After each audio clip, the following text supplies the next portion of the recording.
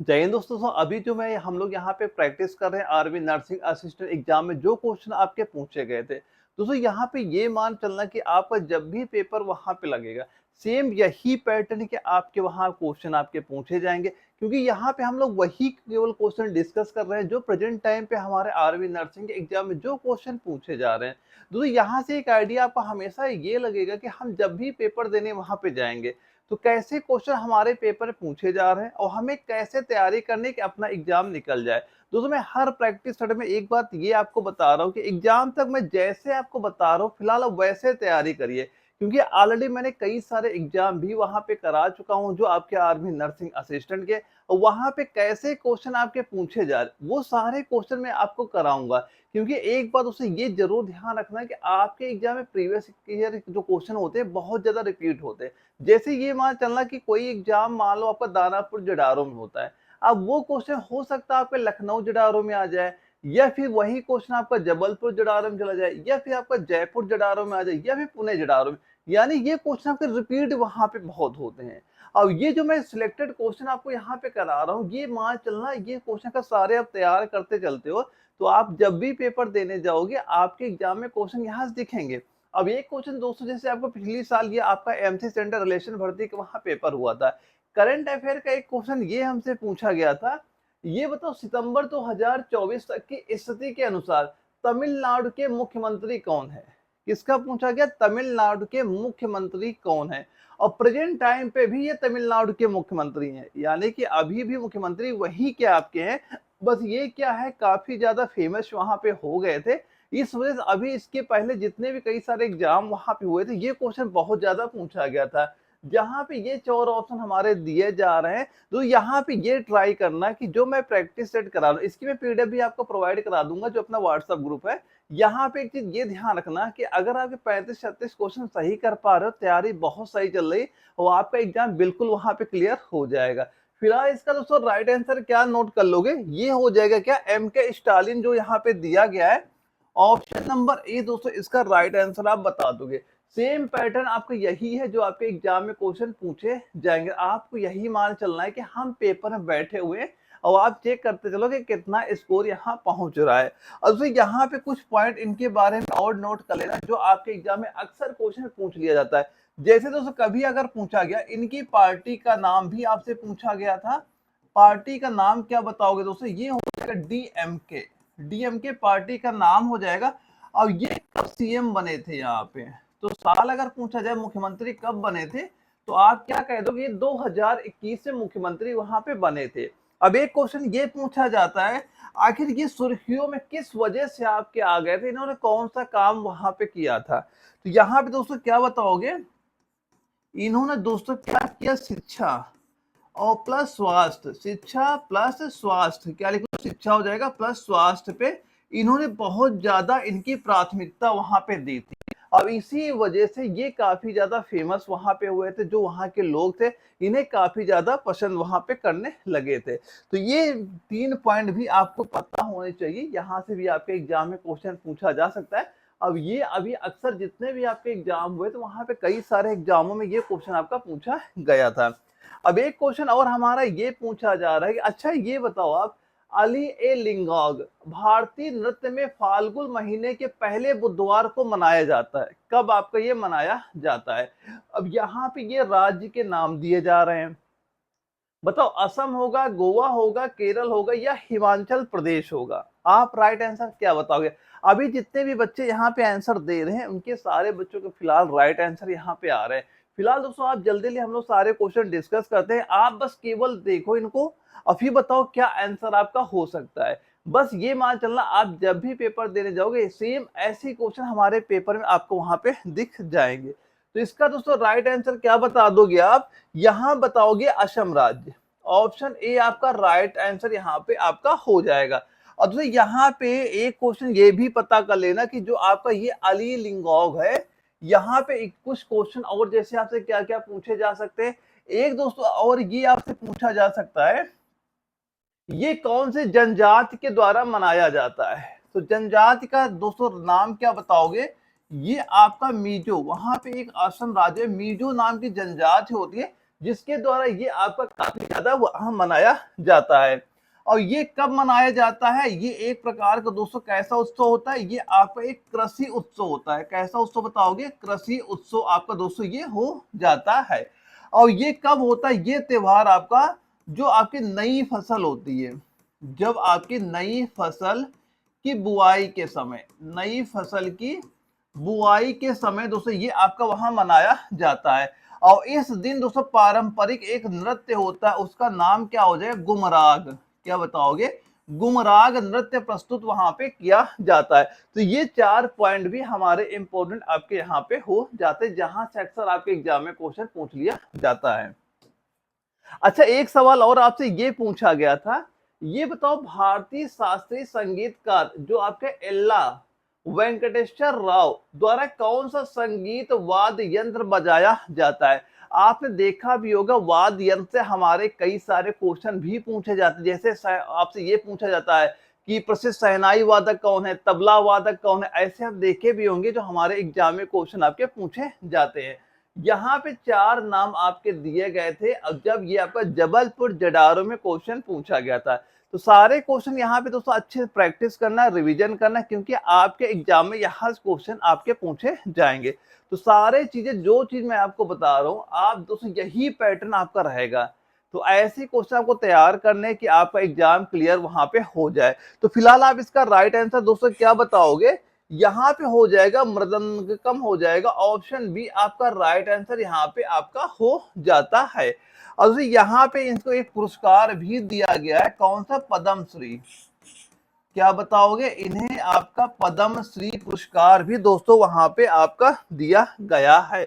यानी कि जो आपके एल्ला वेंकटेश्वर राव है, इन्हें कौन सा पुरस्कार दिया गया है? इन्हें पुरस्कार आपका पद्मश्री पुरस्कार भी आपका दिया गया है। तो कभी पूछा जाए कि निम्नलिखित में से कौन सा इनको पद्मश्री पुरस्कार किस किस को दिया गया, ऐसे भी क्वेश्चन आते हैं कि किसको पद्मश्री पुरस्कार नहीं दिया गया। तो आप ये भी जो आपके अवार्ड वाले होते हैं, और जो मैंने नोट्स आपको दे रखे हैं सारे मैंने डिटेल्स वहां पे आपको ऑलरेडी बता रखा है। अच्छा, ये बताना 2020 में किसने फिट इंडिया फ्रीडम रन 2.0 की शुभारंभ किया था? बताओ, नरेंद्र मोदी होगा, अनुराग ठाकरे होगा, अमित शाह होगा, या द्रौपदी मुर्मू हो जाएगा? तो किसका नाम आप बताओगे जब आपके एग्जाम में ये क्वेश्चन दोबारा से रिपीट हुआ? क्योंकि आपके एग्जाम में यहां से क्वेश्चन आपके पूछे जाते हैं। तो इसका दोस्तों आपको राइट सीधा सीधा क्या बनाना है, ये बताओगे Anurag Thakur. Option number B आपका राइट आंसर यहाँ पे आपका हो जाएगा। यह आपका फिट इंडिया मूवमेंट का आपका एक हिस्सा यहाँ पे आपका हो जाता है। और दोस्तों इसका मेन उद्देश्य क्या था? मेन उद्देश्य नागरिकों में फिटनेस के प्रति जागरूकता फैलाना था। और ये दौड़ दोस्तों वहां पे जो आपकी रनिंग कराई गई थी, पूरे देश में आपकी लगभग मैराथन वहां पे कराई गई थी। तो किसके द्वारा कराया गया था? आप किसका नाम बताओगे? अनुराग ठाकुर का नाम यहाँ पे आपको बता देना है। चलिए, अब एक क्वेश्चन आपका ये पूछ रहा है कि ये बताओ मच्छर द्वारा फैलने वाली उस बीमारी का नाम बताइए जो मस्तिष्क में सूजन यानी स्वेलिंग पैदा करता है। तो उस मच्छर का नाम क्या हो जाएगा? ये 4 ऑप्शन ध्यान से आप देखिए। और ये आपका जयपुर जडारो में आर्मी नर्सिंग असिस्टेंट के एग्जाम में सीधे सीधे क्वेश्चन वहां पे आपका पूछा गया था। तो इसका राइट आंसर आप कितना बता दोगे जब आपके एग्जाम में ये क्वेश्चन दोबारा से अगर रिपीट हुआ था? क्या बताओगे? ध्यान से देखना। तो दोस्तों यहाँ पे सीधा सीधा राइट आंसर क्या बताना आपका? जापानी आपका इंसेफ्लाइटिस यहाँ पे दिया जा रहा है। ऑप्शन सी आपको बिल्कुल राइट आंसर यहाँ पे आपका कर देना है। दोस्तों ये आपका मच्छरों द्वारा फैलाने वाली एक क्या हो जाएगी? वायरस जनित बीमारी आपकी हो जाती है। और दोस्तों ये बीमारी ज्यादा जो छोटे बच्चे होते हैं ना, उनको ज्यादा ये प्रभावित करती है। यानी उन बच्चों में क्या होता है, ज्यादातर उनके मस्तिष्क में एक सूजन आए, स्वेलिंग आ जाती है। उस ये किसके द्वारा होता है? मच्छर नाम क्या हो जाएगा? जापानी आपका इंसेफ्लाइटिस आपका यहाँ पे हो जाएगा। ऑप्शन नंबर सी आपको बिल्कुल राइट आंसर यहाँ पे बता देना है। और ये बीमारी आपकी जानलेवा तक भी हो जाती है। कई कई मान लो इसमें कई सारे बच्चे की डेथ भी वहां पे हो जाती है। यानी इसमें जो टेम्परेचर होता है इतना ज्यादा आपका बढ़ने वहां पे लगता है कि बच्चों की वहां मृत्यु तक आपकी वहां पे हो जाती है। चलिए, अब एक चीज दोस्तों आपको ये सब चीज पता ही है कि जो मैंने कंप्लीट नोट्स आपको दे रखे हैं, जहाँ पे आपके आज सब्जेक्ट नोट्स हैं, जैसे बायोलॉजी हो गया, फिजिक्स हो गया, केमिस्ट्री हो गया, मैथ हो गया, जीके। यानी आपको ये नोट्स पता है सबसे ज़्यादा बेनिफिट यहाँ पे आपको ये मिल रहा होगा कि ये नोट्स आपको लिखने नहीं है। बस भाई क्योंकि सबसे जो हमारा टाइम वेस्ट होता है, लिखने में टाइम बहुत ज़्यादा वेस्ट होता है। तो ये जो मैंने कंप्लीट आपको नोट्स यहाँ पे दे रखे हैं, इसकी बस केवल आप फोटोकॉपी निकलवा लीजिएगा। बस आप तैयार करिए, आप जब भी एग्जाम देने जाओगे, एक भी क्वेश्चन यहाँ बाहर नहीं जाएगा। बस 2 चीज़ें आपको याद करनी है। ये कंप्लीट नोट्स एक बार आप देख लीजिएगा। इसके साथ जो मैंने इसके साथ प्रीवियस ईयर क्वेश्चन 2000 से लेके 2024 जितने भी आपके आर्मी नर्सिंग एग्जाम हुए, टेक्निकल के एग्जाम हुए, वहाँ पे जितने मैंने क्वेश्चन आपके पूछे गए वो सारे मैंने प्रोवाइड करा रखे। ये दोनों चीजें आप यहाँ पे तैयार करके जब भी पेपर देने जाओगे, आपके एग्जाम में सीधे-सीधे क्वेश्चन यहाँ से आपको दिख जाएंगे। एक चीज और ध्यान रखना दोस्तों, ये जो मैं कंप्लीट नोट्स प्रोवाइड करा रहा हूँ, इसके साथ-साथ यहाँ पे आपका फ्री में ये मान चलो 50 प्रैक्टिस सेट भी मैंने प्रोवाइड करा दिए, जहाँ से आप अपना टाइम मैनेजमेंट भी कर सकते हैं कि भाई हमारा कितना टाइम लग रहा है। कि अगर हम 50 क्वेश्चन अगर हमारे पेपर सामने आ जाते हैं, तो हम भाई टाइम मैनेज करना भी हमारा ज़रूरी होता है ना, कि हम मान लो किस पे ज़्यादा फोकस मतलब किस में हम कितना टाइम दें। जैसे बायोलॉजी 15 क्वेश्चन, केमिस्ट्री क्वेश्चन आगे 15 आ जाते हैं, अब इनमें हम कितना टाइम वहाँ पे दें, ये तो हमें तभी पता चलेगा कि जब हम ऑनलाइन एसटी देंगे, जहाँ पे हमारा टाइमर चलता रहेगा कि भाई अभी आधे घंटे हो गए, 10 मिनट बचा, हमारे 5 मिनट बचा, भाई इतना छूट रहा है, कितने क्वेश्चन छूट रहे हैं, उसका एक अलग ही प्रेशर दोस्तों आपका वहाँ पे होता है। अब ये 50 प्रैक्टिस सेट और ये कंप्लीट नोट्स और प्रीवियस ईयर क्वेश्चन सारे आपको एप्लीकेशन एक साथ आपको मिल जाएंगे।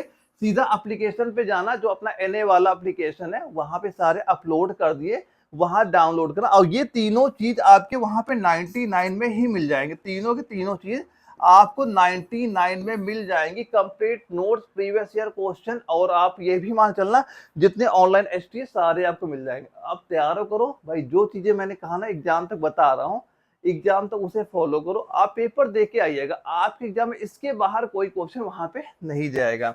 चलो अगले सवाल हमसे दोस्तों ये एक चीज पूछा जा रहा है कि निम्नलिखित में से कौन सी भारतीय अर्थव्यवस्था के तृतीय क्षेत्र में से संबंधित है। किससे? तृतीयक से। बताओ, क्या निर्माण होगा, होटल उद्योग होगा, विद्युत ऊर्जा उत्पादन होगा, या खनन होगा। पूछा किसका जा रहा है? हमसे पूछा जा रहा है तृतीयक क्षेत्र। दोस्तों तृतीय क्षेत्र ज्यादातर कौन जो आपका सेवा कराते हैं यही ज्यादा आता है, और ये आपको ये मान चलना जो हमारी अर्थव्यवस्था होती है ना, इसमें इसकी भूमिका बहुत ज्यादा आपकी वहां पे हो जाती है। फिलहाल इसका राइट आंसर आप क्या बता दोगे? यहाँ पे आपको जो होटल उद्योग दिया जा रहा है, ऑप्शन बी आपका राइट आंसर यहाँ पे आपका हो जाता है। क्योंकि दोस्तों ये होटल उद्योग किसमें आपका आता है? ये आपका सेवा में, ये दोस्तों आपका सेवा क्षेत्र में दोस्तों आपका यहाँ पे आ जाता है। और सेवा क्षेत्र में कौन कौन से आते हैं? जैसे आपका दोस्तों होटल हो गया, या फिर दोस्तों आपका परिवहन हो गया, क्या बता दिया, या फिर आपने बताया परिवहन हो गया, या फिर दोस्तों जैसे आपका बैंकिंग हो गया, क्या बता दिया, बैंकिंग। ये सारे किसमें आते हैं? ये सारे सारे आपके सेवा कर्मी वहां पे आते हैं, तो ये इंपॉर्टेंट यहाँ पे हो जाते हैं। और दोस्तों ये जो हमारी जीडीपी होती है ना भारत की, भारत जो आपकी जीडीपी है, इसमें इनका बहुत बड़ा योगदान भी आपका वहां पे होता है। तभी जो हमारी जीडीपी मजबूत है, इसी ज्यादा जो आपका सेवा क्षेत्र है, इसके वजह से ही जो आपकी भारत जीडीपी काफी ज्यादा इंप्रूवमेंट वहां पे आपका हो रहा है। अब एक सवाल ये पूछा जा रहा है कि अच्छा ये बताओ, 2011 की जनगणना के अनुसार भारत में किस प्रवासन धारा का परसेंटेज सबसे अधिक है? किसका परसेंटेज सबसे अधिक है? भाई क्वेश्चन ध्यान से आप देख लेना, ऐसे क्वेश्चन आपके एग्जाम में वहां पूछे जाएंगे। आप अगर तैयारी कर रहे हो तो आपको ऐसे ही क्वेश्चन वहां पे तैयार करना है, अगर आपको एग्जाम वहां पे क्वालिफाई करना है। अब ये 4 ऑप्शन दिए जा रहे हैं, अब बताओ राइट आंसर इसमें से आपका कितना हो जाएगा। ये भी आपका एमसी सेंटर में क्वेश्चन सीधा सीधा आपको वहां पूछ लिया गया था। तो यहाँ पे दोस्तों हम लोग राइट आंसर क्या बताएंगे? ग्रामीण से ग्रामीण। ऑप्शन सी आपका बिल्कुल राइट आंसर यहाँ पे हो जाएगा। यानी ग्रामीण से ग्रामीण जो आपका प्रवासन होता है, ये अधिकतर किसकी वजह से होता है? विवाह के कारण से तो होता है दोस्तों यहाँ पे। तो सीधा राइट आंसर क्या हम लोग बताएंगे? ऑप्शन सी आपका राइट आंसर यहाँ पे हो जाता है। अब एक क्वेश्चन आपसे पूछा गया है, भारतीय संविधान के किस संशोधन ने संपत्ति को मौलिक अधिकार की सूची से हटा दिया गया? वेरी इंपॉर्टेंट क्वेश्चन आपका हो जाता है। हमारे एग्जाम में ऐसे कई सारे क्वेश्चन आपके पूछे भी गए हैं। अब जहां पे ये 4 संशोधन के नाम आपके दिए जा रहे हैं, जो कि आपका जबलपुर जडारो में सीधे सीधे हमारे एग्जाम में क्वेश्चन पूछ लिया गया था। तो बताइए राइट आंसर इसका आपका क्या हो जाएगा इस क्वेश्चन का, अगर आपके एग्जाम में कभी दोबारा रिपीट हुआ तो आप क्या बताओगे? सीधा सीधा 44वां, क्या दिया यहाँ पे? 44वां संविधान संशोधन दिया जा रहा है। ऑप्शन सी आपका राइट आंसर यहाँ पे हो जाएगा। अब एक क्वेश्चन ये पूछा जाता है, ये संविधान संशोधन किस वर्ष हुआ था? तो कब बताओगे? 1978 में यहाँ पे हुआ था। यहाँ पे क्या किया गया, जो आपका संपत्ति का अधिकार है इसको बदल के आपका इसे एक विधिक अधिकार बना दिया। कैसा विधिक अधिकार आपका ये बना दिया गया था? और किसमें आपको ये जोड़ दिया गया था? इसे आपका अनुच्छेद नंबर 300 ए में स्थानांतरित दोस्तों यहाँ पे कर दिया गया था। ये भी याद कर लेना कि इसमें स्थानांतरित कर दिया गया अनुच्छेद नंबर 300 ए, ये भी चीज आपको पता होनी चाहिए। चलिए एक क्वेश्चन आपसे ये पूछा जा रहा है, पांडिचेरी भारत के किस प्राचीन देश की राजभाषा है? क्या पूछा जा रहा है? पांडिचेरी भारत के किस प्राचीन क्षेत्र की राजभाषा है? ये 4 ऑप्शन आपके दिए गए, मलयालम होगा या श्रीलंकाई होगा, तमिल होगा, भूटानी होगा। क्या बताओगे राइट आंसर कितना आपका यहाँ पे हो जाएगा? तो आप क्या कहोगे? सीधा सीधा इसका राइट आंसर ये कहिएगा, इसका राइट आंसर क्या हो जाएगा? पांडिचेरी भारत के किस प्राचीन क्षेत्र की राजभाषा आपकी यहाँ पे हो जाएगी।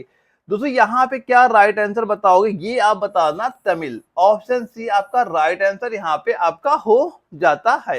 एक चीज दोस्तों यहाँ भी याद करना कि जो आपका पांडिचेरी है ये क्या है? एक केंद्र शासित प्रदेश दोस्तों आपका हो जाता है। और यहाँ पे अगर पूछा जाए पांडिचेरी में कौन कौन सी भाषाएं बोली जाती है, एक तो आप क्या बताओगे? तमिल भाषा हो गई, तमिल हो गई। एक क्या कौन सी बोली जाती है? एक आपके दोस्तों तेलुगु भाषा भी यहाँ बोली जाती है। और यहाँ पे दोस्तों आपके फ्रेंच, कुछ लोग यहाँ फ्रेंच भी यहाँ पे आपके बोलते हैं। लेकिन तमिल यहाँ की क्या हो जाएगी? एक प्रशासनिक भाषा। जो आपकी तमिल भाषा होती है ये पौंडीचेरी की एक प्रशासनिक भाषा आपकी वहां पे हो जाती है।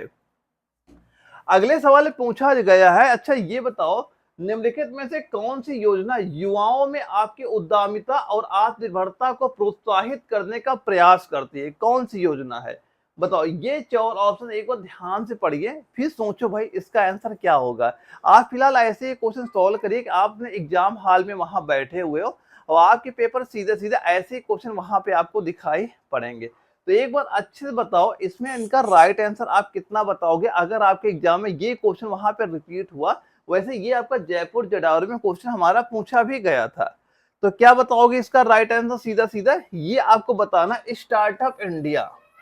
ऑप्शन ए आपका राइट आंसर यहाँ पे आपका हो जाएगा। और ये स्टार्टअप इंडिया कब शुरू हुआ था दोस्तों? ये इसकी शुरुआत आपके 2016 में आपका हुआ था। और ये योजनाओं और नए व्यवसायों को आपस में पंजीकरण और टैक्स लाभ प्रदान वहां पे करती थी। और दोस्तों इसका उद्देश्य वहां पे क्या था? जो आपके नौजवान थे उनमें रोजगार वहां पैदा करना, इसका मेन उद्देश्य आपका था स्टार्टअप इंडिया का। ये योजना आपकी वहां पे हो जाएगी। ऑप्शन ए आपको बिल्कुल राइट आंसर यहाँ पे हो जाता है। चलिए अब यहाँ दोस्तों एक क्वेश्चन आपका मैथ का आता है। मैथ की तो आपके 15 क्वेश्चन, वो 5 क्वेश्चन ही आते हैं वहां पे, लेकिन आपका हर क्वेश्चन आपका इंपॉर्टेंट होता है। बच्चे जो आपके आर्मी नर्सिंग वाले होते हैं ज्यादा बायोलॉजी वहां पे होते हैं, तो इस वजह वो ज्यादा मैथ फोकस वहां पे नहीं करते हैं। और दोस्तों मैथ आपकी इतनी हार्ड भी वहां पे नहीं आती। अगर आपको बेसिक कैलकुलेशन आपकी सही है तो बड़ी आसानी से आप सभी के आंसर वहां पे दे सकते हैं, कोई दिक्कत भी आपको वहां पे नहीं होगी। जैसे ये सवाल आप एक बार ध्यान से पढ़िए, आखिर इसमें क्या चीज कहा जा रहा है, कैसे आप इसका आंसर निकालोगे। देखो यहाँ बोला गया ईंधन की कीमत क्रमागत 3 महीनों में 40%, 10%, 50% कम की गई है। कम हो गई, ठीक है। फिर बोला गया लेकिन चौथे महीने 50% वृद्धि कर दी गई। तो पहले महीने की तुलना में ईंधन की वर्तमान कीमत कितने परसेंट कम या अधिक आपकी हो गई? अब ये पूछा जा रहा है। देखो यहाँ पे हमने ये मान लिया कि जो फर्स्ट था आपने माना कि स्टार्टिंग में 100 रुपए था, हमने मान लिया हाँ भाई 100 रुपए था, आपने माना। फिर बोला गया पहले 40% कमी हुई। अब ये बताओ अगर 100 है, 100 में 40% कम कर दोगे, बता 60/100 करो, ये कितना हो गया? आप कहोगे भाई इसका मान तो 60 हमारा हो गया, ठीक है। फिर बताया गया फिर 10% और कमी कर दी गई, यानी ये जो आपका 60 है, अब इसमें अगर 10% कमी कर दोगे 90/100 कर दोगे यहाँ पे। अब इसका मान 2020 आपने काट दिया, नछा कितना हो जाएगा? ये आपका हो गया 54। 54 हमारा हो गया। अब देखो फिर, अब उसके बाद फिर 50% आपकी कमी कर दी गई है। अब इसमें भी आप 50% कमी कर दोगे, 54 बटे आप 50/100 करो, ये कितना हो गया, ये आपने बताया 27 आपका यहाँ पे हो गया। लेकिन देखो अब आगे क्या बताया गया, ध्यान से देखना, अब आगे क्या चीज आपसे बताई जा रही है यहाँ पे अब एक चीज बोली जा रही कि अब वृद्धि की गई, यानी कि कम हो गई, लेकिन चौथे महीने में अब जो महीना आएगा वहां पे आपका 50% बढ़ गई। क्या बताओगे, 50% बढ़ गई, यानी 100 में अगर 50 बढ़ा देंगे, 150 से गुणा कर दो, तो आपका 150 बटे आपने यहाँ पे 100 कर दिया, इसको कैलकुलेशन करोगे, ये कितना मान निकल के आ गया, 40.5, 40.5 हमारा ये आपका निकल के यहाँ पे आ गया। अब एक चीज ये ध्यान रखो कि पहले मूल्य 100 था, अब ये हो गया 40.5, और हमसे क्या पूछा जा रहा है कि ये बताओ कि पहले महीने की तुलना में ईंधन की वर्तमान कीमत क्या है, 40.5, कितने परसेंट कम या अधिक हुई, भाई अधिक तो हुई नहीं, कमी तो हुई है, कितनी कम हुई है, यानी कि अगर 100 से 40.5 हो गया तो कितनी कम बताओगे, ये हो जाएगा 59.53, तो कम हो गया हमारा। तो सीधा सीधा आप राइट आंसर क्या बता दोगे यहाँ पे, ऑप्शन नंबर डी इसका बिल्कुल राइट आंसर यहाँ पे हो जाएगा। बस कैलकुलेशन आनी चाहिए, बड़ी आसानी सभी के आंसर आप वहां पे दे सकते हैं। चलिए एक सवाल दोस्तों ये ध्यान से पढ़ो, क्या चीज दी जा रही है, कैसे इसका आंसर आप लाओगे, बस कैलकुलेशन आनी चाहिए। देखो सवाल में बोला गया एक धारा की चाल, देखो क्या किसकी चाल दी गई, धारा की चाल आपकी 9 किलोमीटर प्रति घंटा है, और एक नाव 56 किलोमीटर और वापस 28 किलोमीटर दूरी 7 घंटे में तय करती है, तो नाव की चाल बताओ क्या होगी। तो भाई हमें नाव की चाल नहीं पता, हमने सीधा मान लिया कि नाव की चाल हमने मान लिया x मान लिया। अब सवाल क्या पूछा जा रहा है कि ये मानो कोई धारा हो गई, ठीक, ये हमारी कोई धारा हो गई, और यहाँ पे कोई बोट है, इसमें क्या एक बोट है, अगर धारा इधर बह रही है और नाव आपकी इधर जा रही है, तो ये बताओ इधर चाल कितनी हो जाएगी, चाल तो यहाँ पे क्या हो गई, जो आपकी नाव की चाल धारा की चाल दोनों ऐड हो जाएंगे, जुड़ जाएंगे वहां पे, और जब ये अपोजिट चलेंगे तो यहाँ देखो, पहले ये ध्यान से देखो, पहले कितनी दूरी तय करनी है कि एक नाव 56 किलोमीटर और वापस, यानी जा रहे इधर, यहां पे तय की उसने 56 किलोमीटर, और वापस फिर कितनी किलोमीटर जा रही, वापस उसने बताया 28 किलोमीटर, 28 किलोमीटर, ठीक है।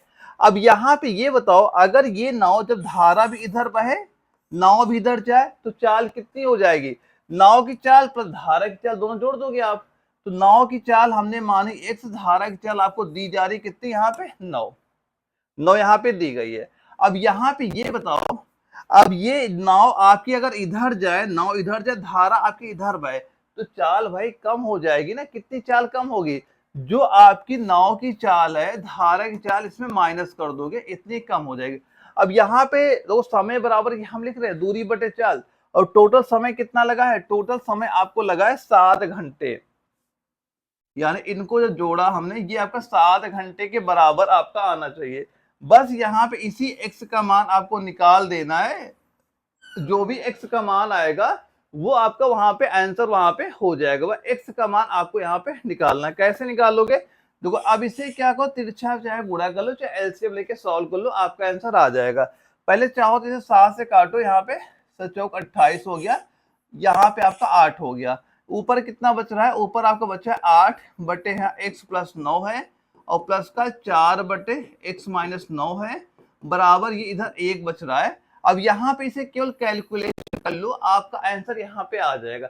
तो कमेंट बॉक्स दोस्तों जरूर बताना इसका राइट आंसर क्या आएगा। सबसे पहले क्या करना है, चाहे इनका एलसीएम ले लो, चाहे तो ऑप्शन से भी आप इसे सोल्व कर सकते हो, जैसे ये आपके 4 ऑप्शन यहाँ पे दिए जा रहे हैं, ऑप्शन का मान भी आप यहाँ पे रख के सोल्व कर सकते हो, कि कोई भी एक ऑप्शन, देखो पहले 20 रख लो x की जगह, अगर ये 1 के बराबर आ गया आपका राइट आंसर आ जाएगा, या फिर यहाँ पे 16 रख के सॉल्व कर लो, अगर आपका आंसर आ गया तो वही आपका राइट आंसर हो जाएगा।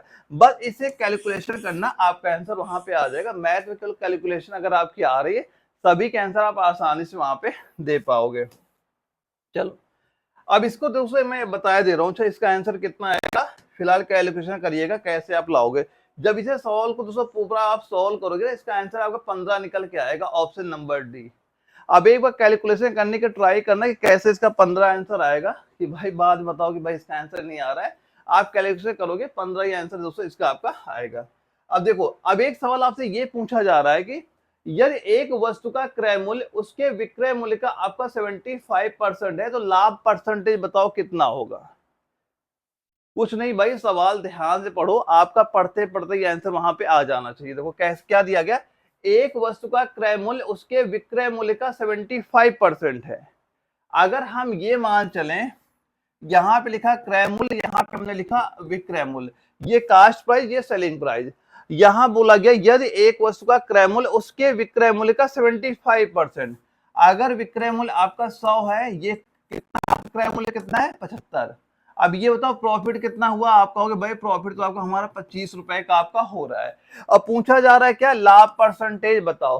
तो परसेंटेज लाभ क्या होता है, लाभ बटे क्रय मूल्य गुणे 100। तो यहाँ पे लाभ कितना हुआ, हमें 25 का लाभ हुआ है, बटे क्रय मूल्य कितना है 75 का है, गुणे क्या कर दोगे 100, यहाँ पे 25 या 75, 3 से भाग करो कितना आ जाएगा, ये आपका या 33 सही या 1/3% दोस्तों आपका ये यहाँ पे हो जाएगा। तो सीधा सीधा राइट आंसर क्या बता दोगे, ऑप्शन नंबर बी आपका राइट आंसर हो जाएगा। बिल्कुल नॉर्मल सवाल आते हैं दोस्तों मैथ में आपके, बस थोड़ी कैलकुलेशन अगर आपके सही है, 5 क्वेश्चन आपके फ्री के यहाँ मिलते हैं।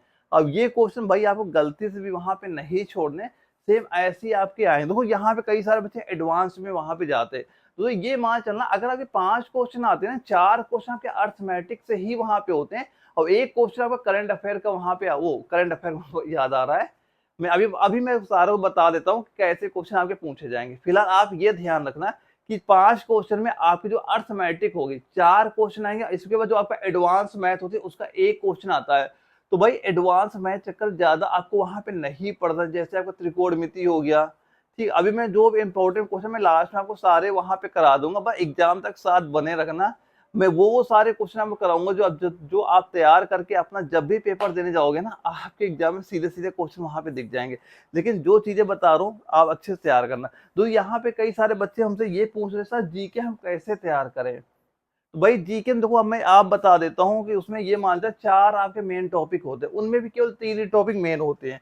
जीके में देखो आपको क्या करना, पहले करंट अफेयर के बाद लेना, दोस्तों जो आपका करंट अफेयर होती है ना, इसके लगभग 3 क्वेश्चन कंफर्म आपके पेपर पूछे जाएंगे।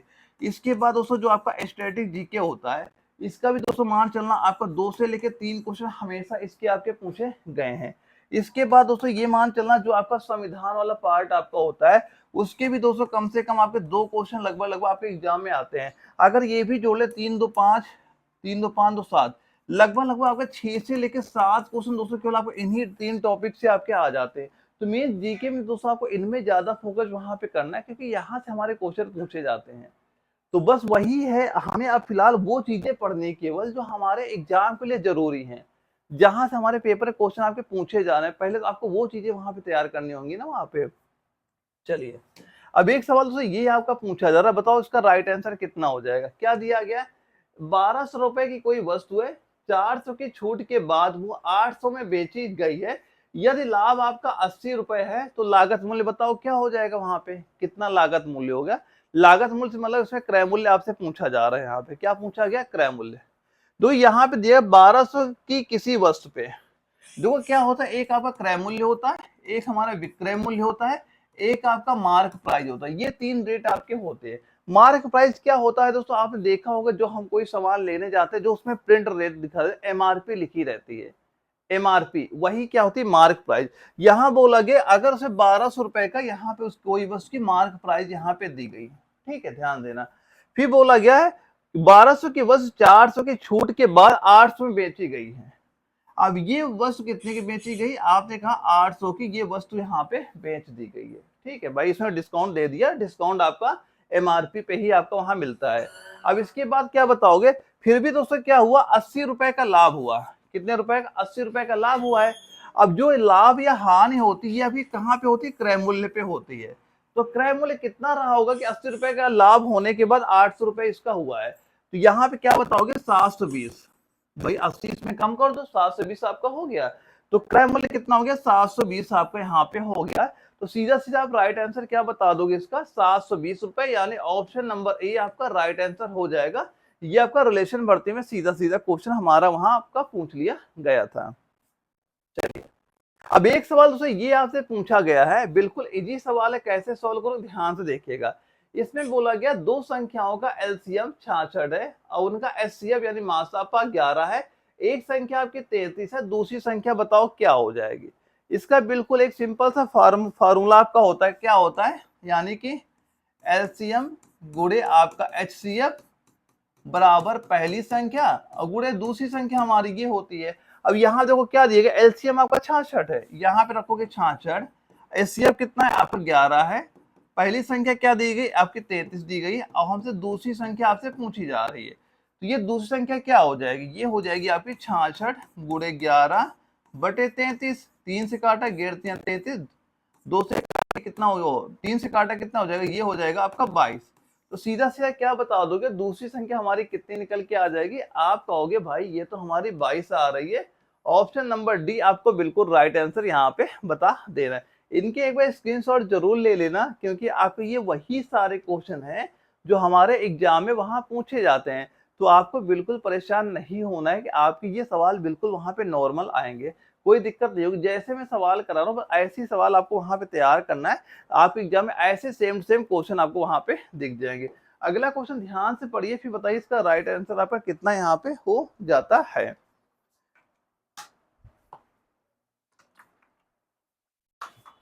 देखो इसमें क्या दिया जा रहा है दोस्तों, यहाँ पे एक चीज दी गई है, सबसे छोटा फूलों वाला पौधा कौन सा है, सबसे छोटा फूलों वाला पौधा कौन सा है, ये हमसे पूछा जा रहा है।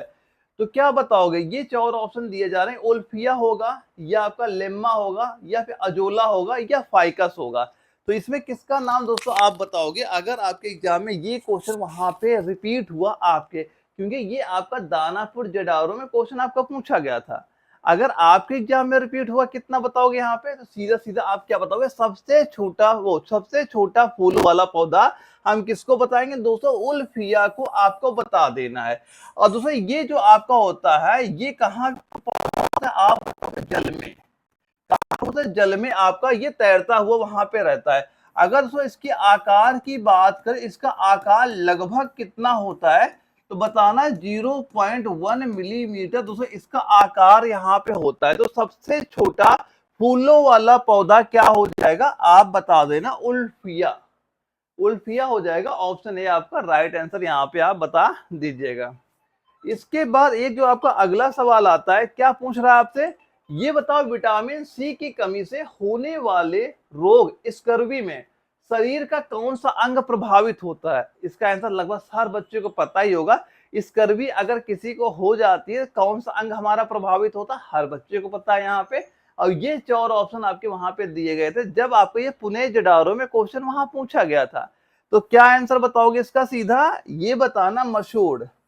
ऑप्शन नंबर सी आपका राइट आंसर हो जाएगा। हमारे मशहूर होते हैं, इसको आपको ये प्रभावित वहां पे करता है। इसमें क्या होता है, हमारे मशहूर होते हैं ना, इनमें क्या सूजन हो जाती है या फिर इनसे खून आना स्टार्ट हो जाता है। ये किसकी वजह से होता है आप बताओगे, ये विटामिन सी की वजह से आपका यहाँ पे होता है। अब एक क्वेश्चन तो ये भी आपका पूछा जाता है कि विटामिन सी का और आपका अन्य नाम क्या है, अन्य नाम भी हमारा पूछ लिया जाता है। तो अन्य नाम क्या बताओगे इसका, यहां पे बताना सीधा सीधा, क्या एस्कार्बिक, क्या बताओगे यहाँ पे, एस्कार्बिक, एस्कार्बिक एसिड, ये भी याद कर लेना।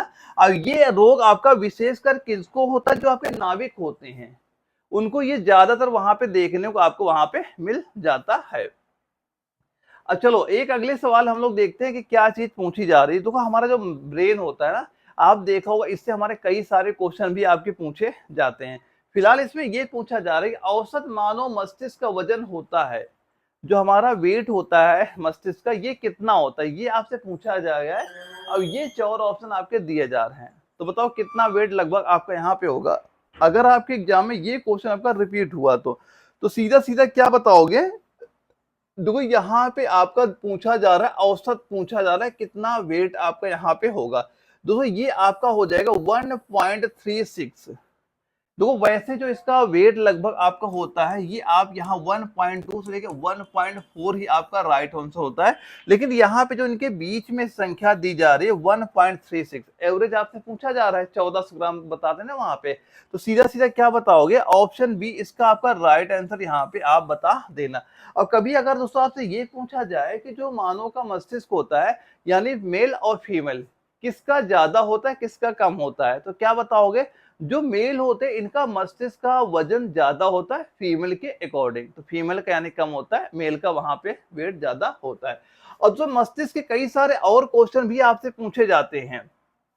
अगर कब से आपसे ये पूछा गया कि सबसे बड़ी ग्रंथि बताओ मस्तिष्क की, सबसे बड़ी ग्रंथि मस्तिष्क की कौन सी बताओगे, तो आप बताओ प्रमस्तिष्क।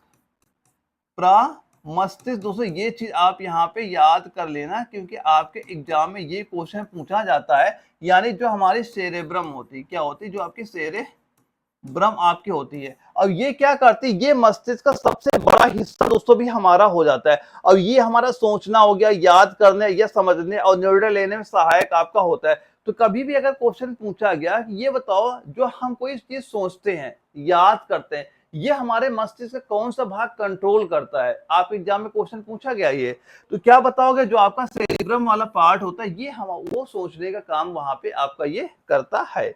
और दूसरे यानी याद याद ये मान लो सोचना हो गया, याद करना हो गया, समझना हो गया, किसी चीज का डिस्कस निर्णय लेना हो गया, ये सारा काम आपका प्रमस्तिष्क की वहां पे करता है। और दूसरे यहाँ पे एक जो आपकी मस्तिष्क में एक ग्रंथि होती है, एक ग्रंथि, एक नोट करना, जो आपके मस्तिष्क में एक ग्रंथि होती है, कई बार एग्जाम में पूछा गया कि जिसे हम लोग क्या बोलते हैं, पीयूष ग्रंथि, ये एग्जाम में ही कई बार क्वेश्चन पूछा गया है, ये भी नोट कर लेना। इसे दोस्तों क्या कहते हैं, इसे मास्टर ग्लैंड, इसे क्या कहते हैं, आप कहोगे इसे आपका मास्टर ग्लैंड दोस्तों आपका ये वहां पे कहा जाता है। ये क्यों कहा जाता है, क्योंकि ये हमारे शरीर में अनेक मतलब कई प्रकार के जो आपके हार्मोन्स होते हैं, उनको ये कंट्रोल वहां पे करता है, इसीलिए इसे जो पीयूष ग्रंथि को आपका मास्टर ग्लैंड वहां पे कहा जाता है। जब हमारे शरीर से कोई हार्मोन्स आपका नहीं निकलता ना, बताते कि भाई हार्मोन्स का इंजेक्शन लगाते हैं, इसका मतलब ये होता है कि हमारा जो माइंड होता है, वो हार्मोन्स के लिए वो संकेत वहां पे नहीं दे रहा है, संकेत वहां पे आपका नहीं देता है। तो इसका राइट आंसर क्या बताओगे इस क्वेश्चन का, सीधा सीधा आपको बताना है, क्या ऑप्शन बी आपका राइट आंसर यहाँ पे हो जाता है। चलिए, एक सवाल आपको ये पूछा गया था, ये बताओ, डार्विन के विकास के सिद्धांत के अनुसार जिराफ की लंबी गर्दन किस वजह से आपकी हुई थी वहां पे। अब ये चार ऑप्शन ध्यान से पढ़ो, आपका ये रिलेशन भर्ती के जब क्वेश्चन पेपर हुआ था, वहां पे ये ऑप्शन आपके वहां पे दिए गए थे। अब बताइए इसका राइट आंसर आपका यहाँ पे कितना आपका निकल के आ जाएगा, इन चार ऑप्शन में हमें बताना राइट आंसर आपका कितना हो जाएगा। यानी डार्विन के विकास के सिद्धांत के अनुसार जिराफ की लंबी गर्दन, क्या बताओगे, लंबी गर्दन ऊंचे पेड़ों से पत्ते खाने की कोशिश की वजह से हुई है, ये बताया गया था ऑप्शन ए। यानी ये बोला गया था कि जो आपका मान लो कोई यहाँ पे एक वृक्ष हो गया, एक वृक्ष हो गया, और यहाँ पे जो इसकी टहनियां होती थी, तो जो आपका ये जिराफ होता था पहले, यानी ये मतलब उसे खाने के चक्कर में गर्दन आपकी काफी ऊंची करता था, तो इसी वजह से बताया कि भाई उसकी गर्दन इसी वजह से उसकी लंबी होगी, ताकि उसे खाने में दिक्कत ना हो, बार बार ऐसे खाते खाते उसकी गर्दन में आए खिंचाव आपका आ गया, यानी कि उसकी गर्दन आपकी लंबी वहां पे हो गई थी। यानी डार्विन के विकास सिद्धांत के अनुसार जिराफ की लंबी गर्दन, यही रीजन इन्होंने वहां बताया था कि काफी ऊंचे पेड़ होते थे, उसको खाने के लिए जो जिराफ मान लो बार बार गर्दन ऊपर करता था, इसकी वजह से उसकी जो गर्दन भी थी काफी ऊपर आपकी वहां पे हो गई थी। तो यहाँ पे ये आपका राइट आंसर हो जाएगा, और यह आपका एक अनुकूलन का उदाहरण भी आपके यहाँ पे हो जाता है। अब ये बताओ, चाहे ओजोन एक समूहत स्रोत है, किसका हो जाएगा, ओजोन एक आपका समूहत स्रोत है, ये चार ऑप्शन दिए गए हैं, स्टर्लिंग के, क्लोरीन के, नाइट्रोजन के या ऑक्सीजन के। और ये आपका दानापुर जडारो में ही क्वेश्चन हमारा वहां पूछा गया था। तो इसका राइट आंसर कितना बताओगे, अगर आपके एग्जाम में क्वेश्चन रिपीट हुआ तो आप क्या बताओगे, ऑक्सीजन के बता देना, ऑप्शन डी आपका राइट आंसर यहाँ पे आपका हो जाएगा।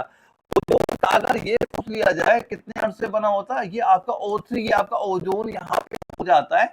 और दोस्तों जो आपका ये ओजोन होता है, ये वायुमंडल में आपकी जो आपकी क्या करता है, जो आपकी यूवी किरणें होती हैं, यूवी किरणें यानी अल्ट्रावायलेट जो किरणें होती है, उनसे क्या करता है, ये वहां पे सहायता करता है, रक्षा वहां पे हमारी करता है।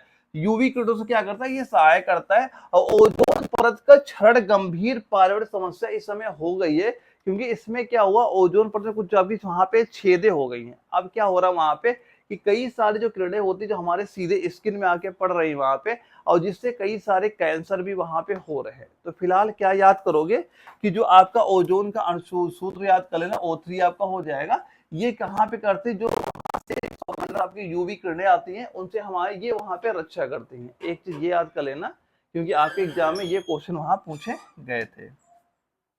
अब एक क्वेश्चन ये पूछा गया है, ये बताओ आरक्तता में निम्नलिखित में से किसकी मात्रा कम हो जाती है। किसमें पूछा गया, आरक्तता में निम्नलिखित में किसकी मात्रा आपकी कम वहां पे हो जाएगी। ये 4 ऑप्शन दिए गए, हीमोग्लोबिन होगा, कोलोजान होगा, या आपका हाइयोग्लोबिन हो जाएगा, मायोसिन हो जाएगा। और ये आपका पुणे जुडारो में सीधे सीधे क्वेश्चन वहां पूछा गया था। तो आपके एग्जाम में अगर ये क्वेश्चन रिपीट हुआ तो क्या बताओगे राइट आंसर, यहाँ पे सीधा सीधा आपको बता देना है क्या, हीमोग्लोबिन हो जाएगा। ऑप्शन ए आपका राइट आंसर यहाँ पे आपका हो जाता है। अब हीमोग्लोबिन दोस्तों जब किसी शरीर में वहां कमी होती क्या होती है, हमें थकावन, हमें जो थकावट महसूस होती है वहां पे, देखोगे इसकी कमी से हमें लक्षण कैसे आपको दिखते हैं, जैसे आपको थकान महसूस होगी, थकान हो गया, या फिर दोस्तों आपको कमजोरी महसूस होगी, क्या, थकान, कमजोरी, ऐसे लक्षण आपके वहां पे दिखाई पड़ते हैं। और आयरन की कमी से ये रोग सबसे ज्यादा वहां पे होता है, किसकी कमी से, आयरन की कमी से। इसके बाद उसका एक क्वेश्चन आपका ये पूछ रहा है कि ये बताओ ईईजी का प्रयोग किसकी गतिविधियों दर्ज करने के लिए किया जाता है। दोस्तों आपका इसका फुल फॉर्म भी आपके एग्जाम में क्वेश्चन एक बार पूछा गया था, ईईजी का फुल फॉर्म क्या होता है। फिलहाल इसका राइट आंसर बताओ क्या होगा, हृदय होगा, फेफड़ा बताओगे, मस्तिष्क बताओगे, या मांसपेशियां बताओगे, क्या बताओगे, इसका राइट आंसर आपका यहाँ पे हो जाएगा। किसमें आप बताना है, ईईजी का प्रयोग किसकी गतिविधियां दर्ज करने के लिए किया जाता है। तो क्या बताओगे दोस्तों, यहाँ पे सीधा बताना आपको मस्तिष्क, ऑप्शन सी आपका राइट आंसर यहाँ पे हो जाता है। यानी ये विद्युत गतिविधियों का रिकॉर्ड वो वहां पे अपना ये रखता है। अब इसकी वजह से दोस्तों क्या होता है, जैसे कि किसी को जो मिर्गी की प्रॉब्लम होती है, किसकी होती है, मिर्गी की प्रॉब्लम हो गई, ये आज लोगों को पहचान में बहुत ज्यादा सहायता वहां पे होती है, जो उनके दौरे पड़ते हैं इसी सहायता काफी ज्यादा वहां पे होती है। और दोस्तों यहाँ पे जो आपका ईईजी है, इसका फुल फॉर्म भी आपके एग्जाम में कई बार क्वेश्चन पूछा गया है।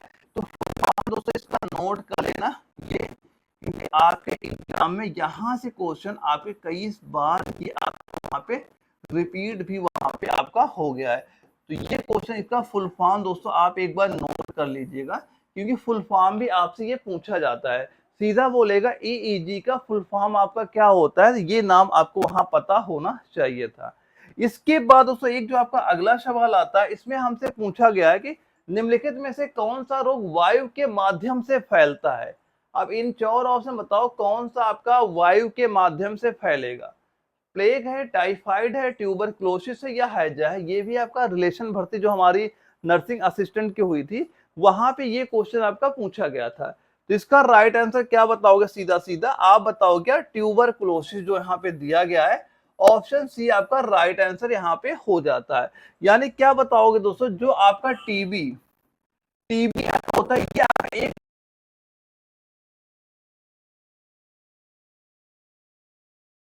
प्रभावित करता है, और ये खांसने छींकने से क्या होता है, फैलती है, खांसने छींकने से आपकी ये फैलती है। और इसका इलाज आपका एंटीबायोटिक से आपका वहां पे होता है। तो इसका राइट आंसर क्या बताओगे, सीधा ट्यूबरक्लोसिस आपको राइट आंसर यहाँ पे हो जाएगा। अब एक सवाल आपसे ये पूछा गया है, ये बताओ पीलिया रोग किसके संक्रमण से होता है। मस्तिष्क बताओगे, यकृत, गुर्दा, प्लीहा, क्या बताओगे, इसका राइट आंसर क्या हो जाएगा जब आपके एग्जाम में क्वेश्चन पूछा जाएगा। ये फिलहाल आपका जयपुर जडारो में वहां पे पूछा गया था। तो क्या बताओगे राइट आंसर यहाँ पे, दोस्तों ये बता देना, लीवर, यकृत, ऑप्शन बी आपका राइट यहाँ पे हो जाएगा। दोस्तों यहाँ पे क्या होता है, जब किसी का रोग होता है, इसमें जो उसकी त्वचा होती है, आपने देखा हो जो उसकी आंखें होती हैं, उसमें क्या होता है, हल्का हल्का पीला हो जाता है। या फिर आप देख रहे हैं जो उसके नाखून होते हैं, नाखूनों में भी अब उनका हल्का हल्का पीलापन वहां पे आ जाता है।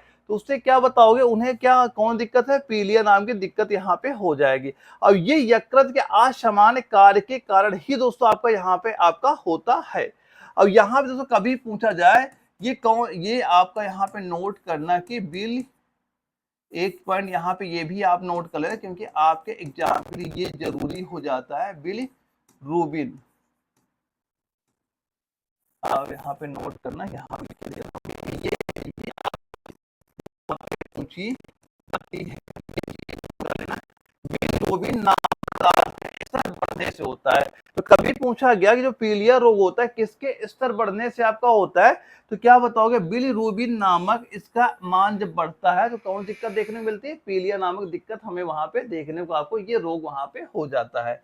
एक सवाल ये आपसे पूछा जा रहा है, श्वसन प्रक्रिया को चाहिए, श्वसन प्रक्रिया को क्या चाहिए, ऊष्मा, जल, ऑक्सीजन, सूर्य की रोशनी, बताइए क्या चाहिए वहां पे। दानापुर जडारो में ये क्वेश्चन सीधे सीधे वहां पूछा गया था। तो क्या बताओगे, आपके एग्जाम में अगर क्वेश्चन पूछा गया तो सीधा सीधा क्या बताओगे, भाई श्वसन प्रक्रिया हम सभी को पता है भाई, इसके लिए ऑक्सीजन ही तो हमें जरूरी है। ऑप्शन सी आपका राइट आंसर यहाँ पे हो जाएगा। भाई इसी की वजह से तो हम बताते हैं भाई एटीपी का उत्पादन होता है, जो हमें शरीर को ऊर्जा मिलती है एटीपी। और ये आपका एक आपका एरोबिक श्वसन प्रयोग होती है, कैसा होता है, एरोबिक श्वसन प्रयोग आपकी वहां पे हो जाती है। अब ये बताओ, चाहे खट्टे स्वाद के लिए कोशिकाएं जिह्वा के किस भाग में होती है।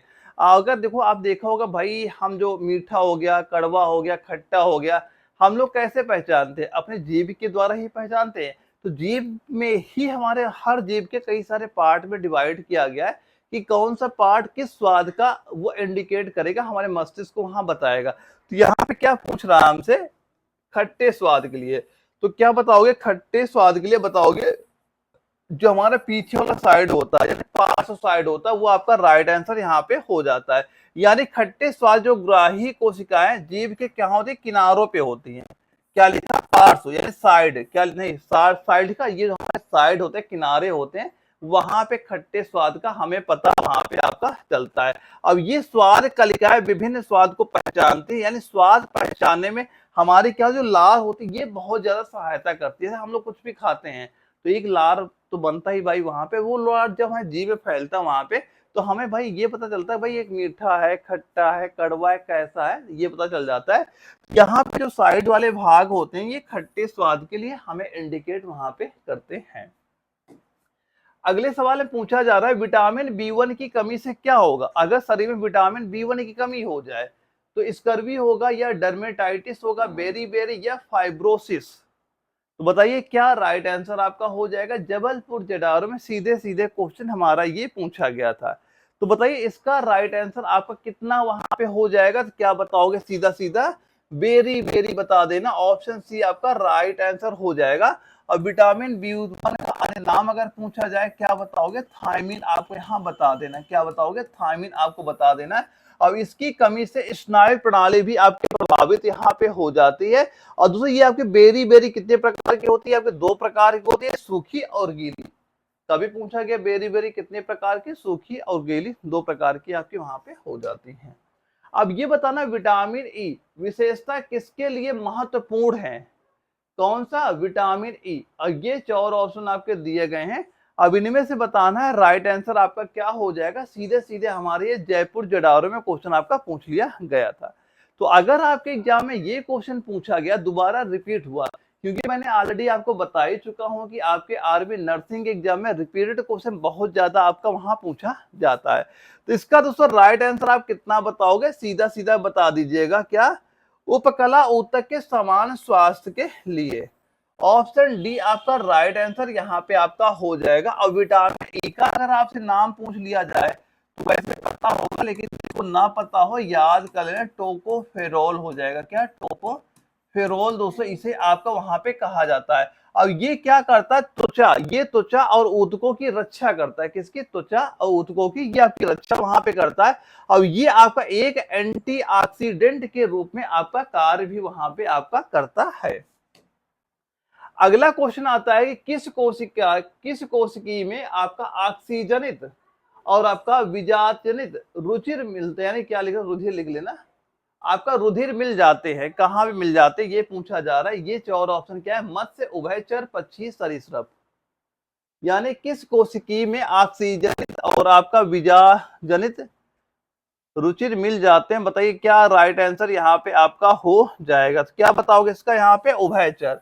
ऑप्शन बी आपका राइट आंसर यहाँ पे आपका हो जाता है। और दूसरा अगर पूछा जाए उभयचर में कौन से प्राणी आते हैं, जैसे आपका क्या हो जाएगा? मेढक हो गया। जैसे तो आप देखते हो ये आपका जो मेढक होता है, ये क्या होता है? जल और स्थल दोनों में रह सकता है। ये क्या हो जाएगा? मेढक। ये किसमें आता है? आपका उभयचर में वहां आ जाता है। और ये आपके अमोनिया व यूरिया दोनों तरह के अपशिष्ट निकालते हैं।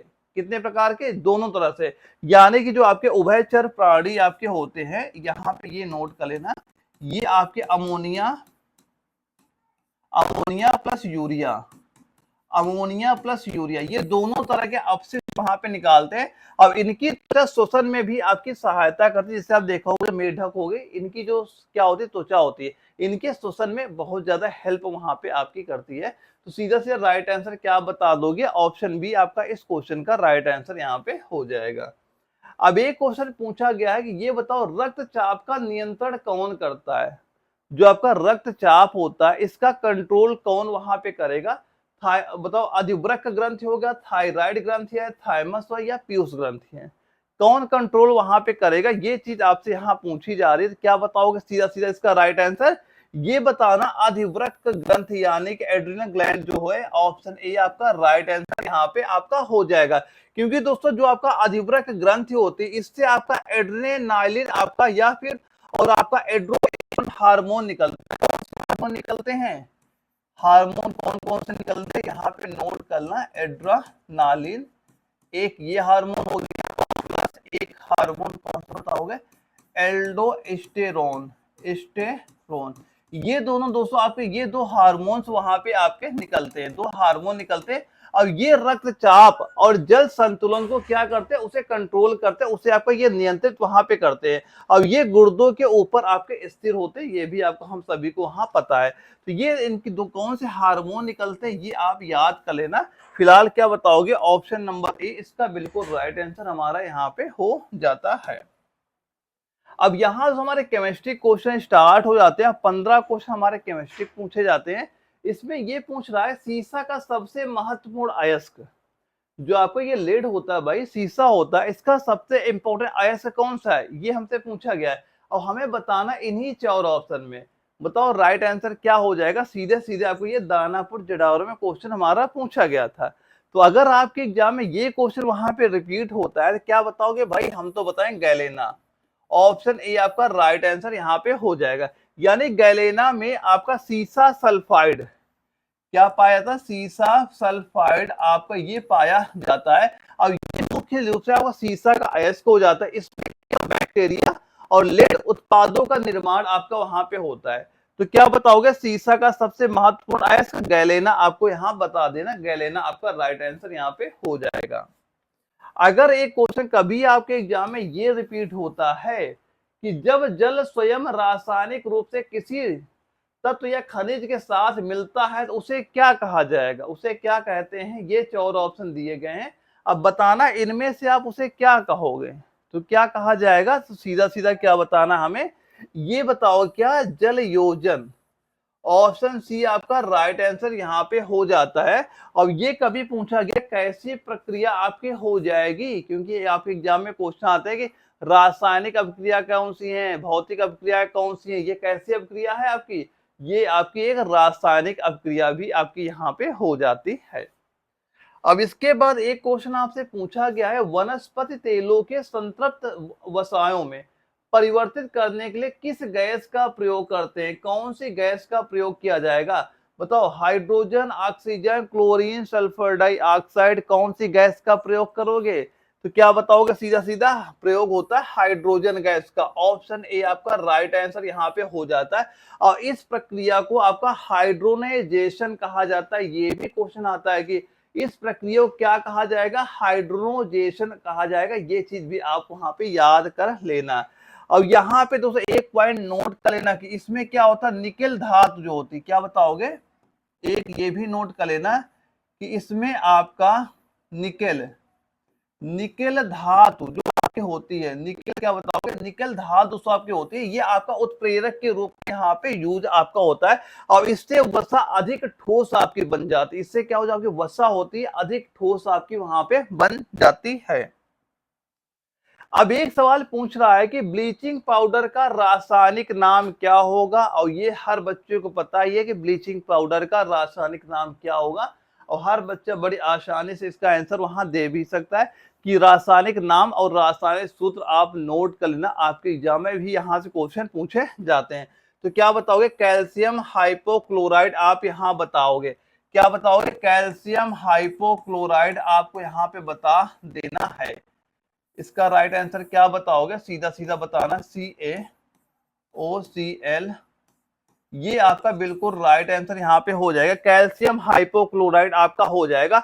और ये आपका एक क्या होता है, कीटाणुनाशक विरंजक के रूप में आपका ये यूज होता है, और जल को शुद्ध करने में बहुत ज्यादा ये आपका यूज भी वहां पे किया जाता है। जैसे देखा होगा, एक सोडियम हो गया या क्लोरीन हो गया, इनका यूज बहुत ज्यादा वहां पे आपका किया जाता है। क्या बताओ, यूज कहाँ पे होता है, जल को शुद्ध करने में बहुत ज्यादा आपका ये यूज किया जाता है। अब एक क्वेश्चन पूछा जा रहा है, कोयले की खानों में प्रायः विस्फोट करने वाली गैस, जैसे आप देखा हो जो आपकी ये कोयला की खाने होती हैं, वहां पे कौन सी गैस होती है जो विस्फोट करने का मेन कारण होती है, ये आपसे पूछा जा रहा है। तो इसका भी आंसर हम सभी को पता है, क्या बताओगे, सीधा सीधा मीथेन गैस हो जाएगी, ऑप्शन डी आपका राइट आंसर हो जाएगी। क्योंकि मीथेन गैस क्या होती है, एक अत्यंत ज्वलनशील गैस आपकी वहां पे होती है, और इसे खनिज गैस भी कहते हैं। आपकी मीथेन गैस होती है, इसका एक नाम और होता है, इसे आपका खनिज गैस, खनिज गैस के नाम से भी आपका ये जाना जाता है। और खानों में इसके संचय यानी इसकी वजह से बहुत ज्यादा खानों में विस्फोट भी आपके वहां पे हुए हैं। तो राइट आंसर क्या बताओगे, ऑप्शन डी आपका राइट आंसर यहाँ पे हो जाता है। अब एक अच्छा ये पूछ रहा है कि हाइड्रोजन में सबसे अधिक अभिक्रियाशील है, किसका पूछा गया, हाइड्रोजन में, हाइड्रोजन में सबसे अधिक अभिक्रियाशील कौन सी हो जाएगी, ये 4 ऑप्शन दिए गए हैं। तो ये राइट आंसर यहाँ पे आपका कितना हो जाएगा, ध्यान से क्वेश्चन पढ़िए फिर बताइए राइट आंसर यहाँ पे क्या हो जाएगा।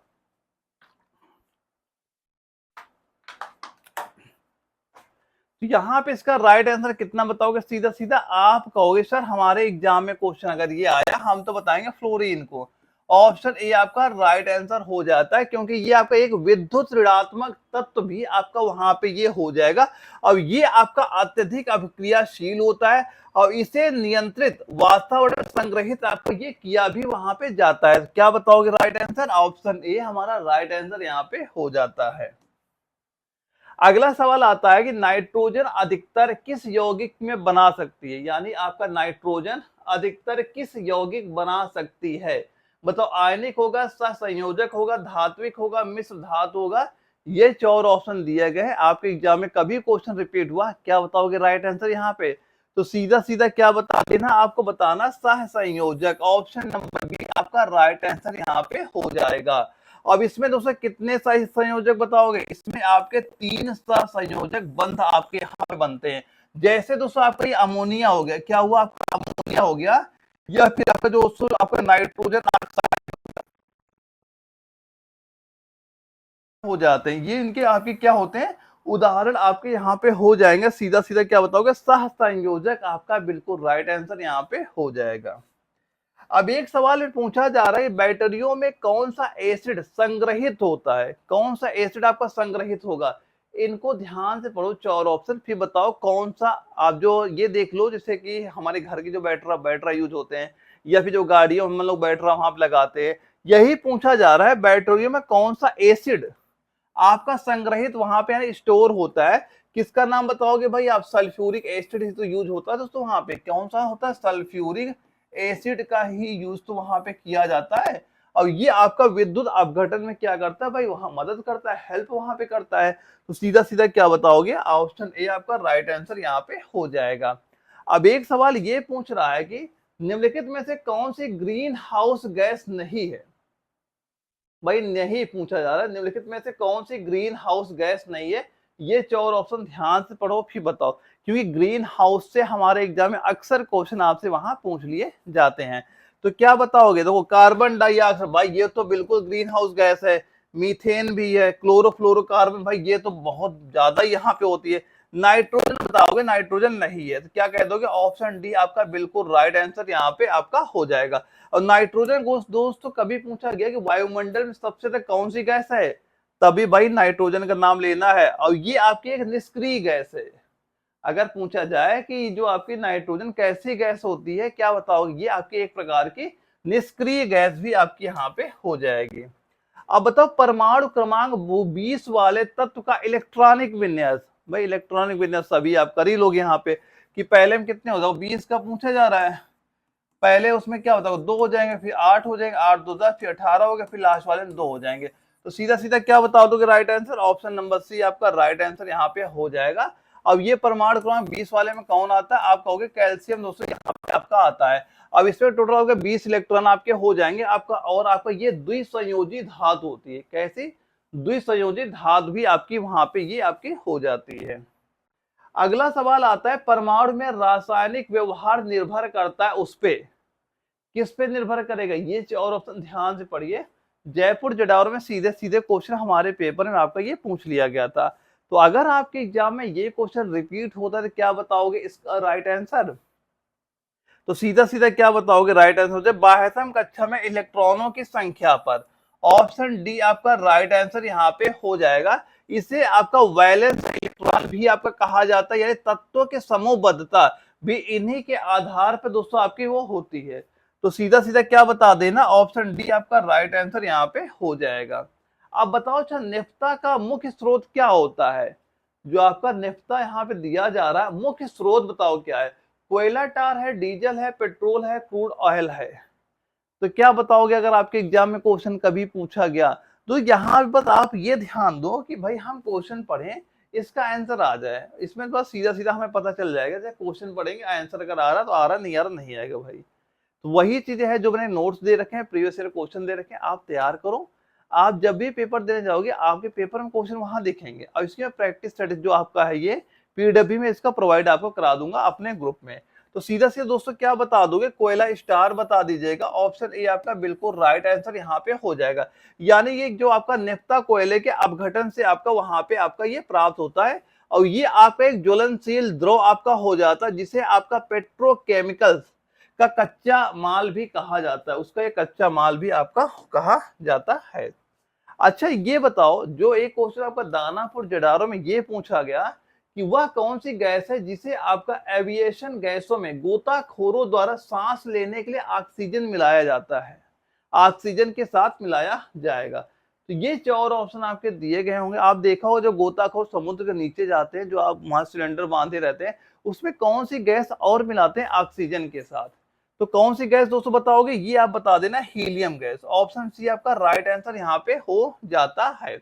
और ये दोस्तों आपकी जो हीलियम गैस होती है कैसी होती है, आपकी हल्की व निष्क्रिय गैस आपकी वहां पे होती है, हल्की भी होती है, निष्क्रिय गैस भी आपकी वहां पे हो जाती है। अब ये बताओ, यहाँ काम करने वाले व्यक्तियों में ब्लैक लंग रोग हो जाता, ब्लैक लंग रोग किसमें आपका हो जाएगा, कहाँ पे वो व्यक्ति काम करते हैं, ये 4 ऑप्शन ध्यान से पढ़िए। जयपुर जडावर में सीधे सीधे क्वेश्चन आपसे ये वहां पे पूछा गया था। तो बताइए इसका राइट आंसर आप क्या बताओगे, अगर आपके एग्जाम में ये क्वेश्चन कभी रिपीट हुआ तो सीधा सीधा क्या बताना है, आप बताओगे कोयला खान में जो व्यक्ति वहां पे काम करते हैं, ऑप्शन डी आपका राइट आंसर यहाँ पे हो जाता है। इसमें क्या होता है, उनके जो फेफड़े होते हैं ना, उनमें काले काले धब्बे पड़ जाते हैं, क्या होते हैं, काले काले धब्बे वहां पड़ जाते हैं। तो क्या बताओगे, सीधा कोयला खान में जो लोग वहां पे काम करते हैं वहां पे। चलो अगले सवाल में पूछा जा रहा है, न्यूट्रॉनों की द्रव्यमान संख्या है, ये 4 ऑप्शन पढ़ो फिर बताओ क्या हो जाएगी। जब ये आपका जबलपुर जडारो में सीधे सीधे क्वेश्चन वहां पूछा गया था कि न्यूट्रॉनों की द्रव्यमान संख्या क्या हो जाएगी आपकी, तो क्या बताओगे राइट आंसर इसका, तो सीधा सीधा आपको क्या बता देना है, ये बता, द्रव्यमान संख्या से प्रोटॉन की संख्या घटाकर प्राप्त होती है, ऑप्शन डी आपका राइट आंसर यहाँ पे हो जाएगा।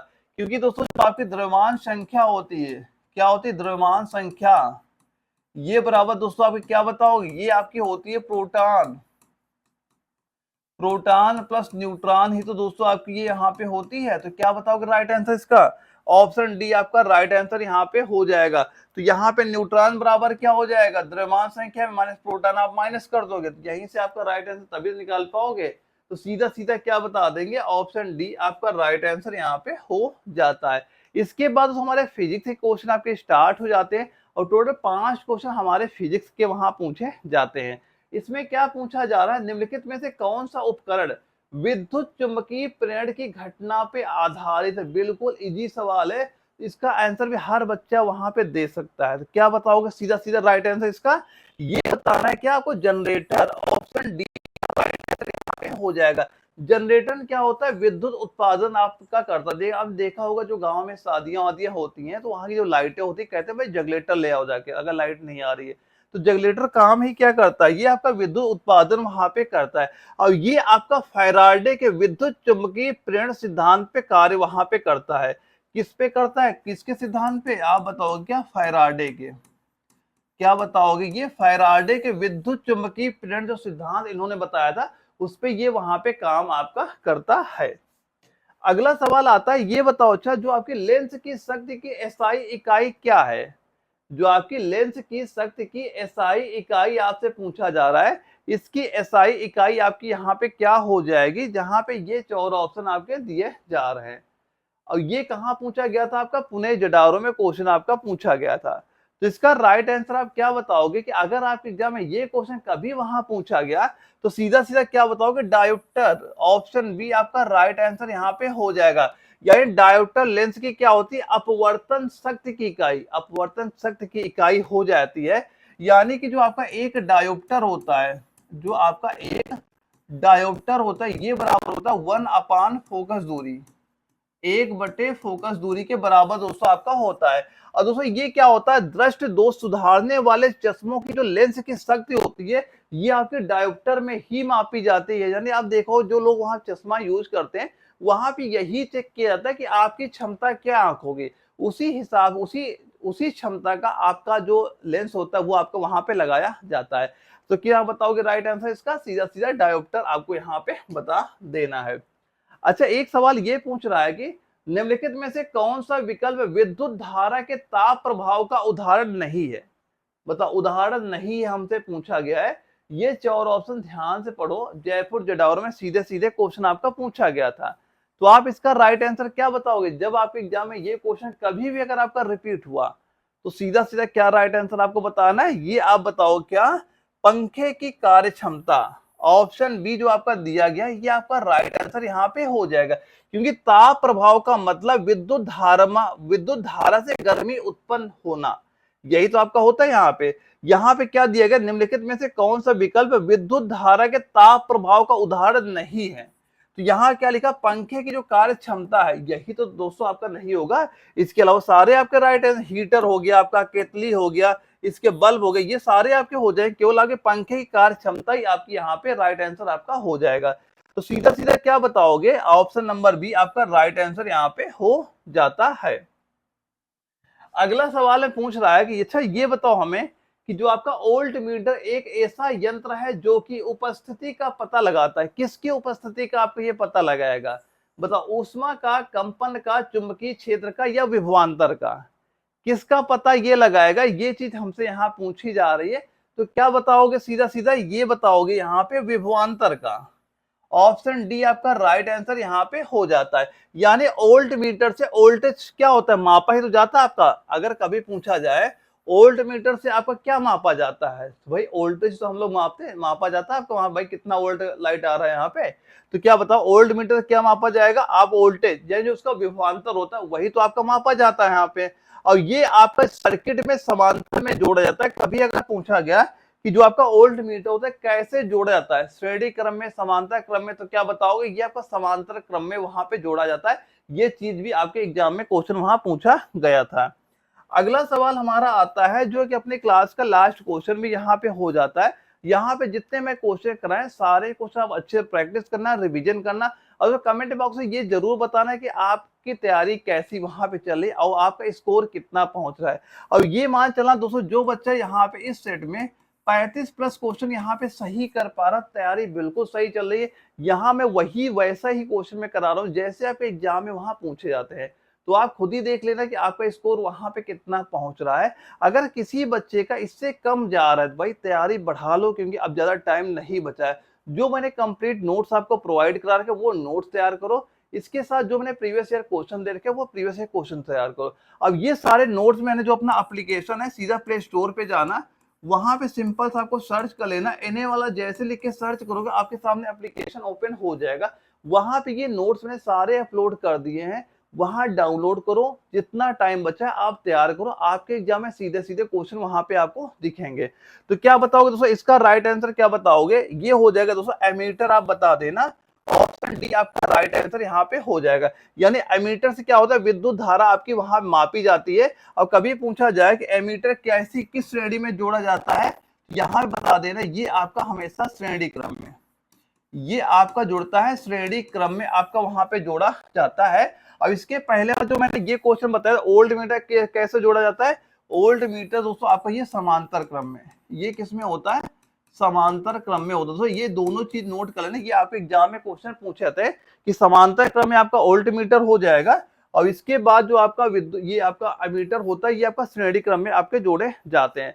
तो ओके दोस्तों, यहाँ पे जितने मैंने क्वेश्चन कराए सारे अच्छे प्रैक्टिस करिएगा, और आपके एग्जाम तक मैं वो सारे क्वेश्चन आपको कराऊंगा जो आपके एग्जाम के लिए जरूरी हैं। बस जो चीजें मैं जैसे आपको बताते चल रहा हूँ वैसे आप तैयारी करते हुए यहाँ पे चलिएगा। तो ओके दोस्तों, हम लोग मिलेंगे कल एक अगली प्रैक्टिस सेट में, तब तक के लिए जय हिंद।